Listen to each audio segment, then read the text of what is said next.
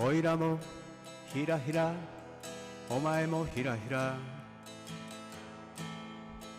あいつもひらひら、ひらひら通信。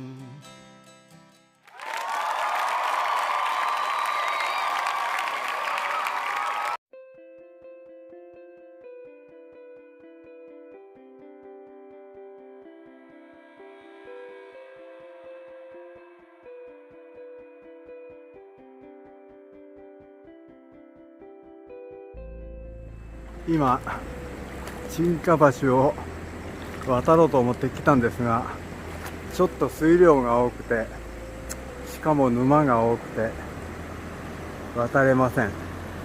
もうレベル的にここが大井川なもんですから、今日はだいぶ水が多いと思います。今日は無理して渡らずにここで帰ります。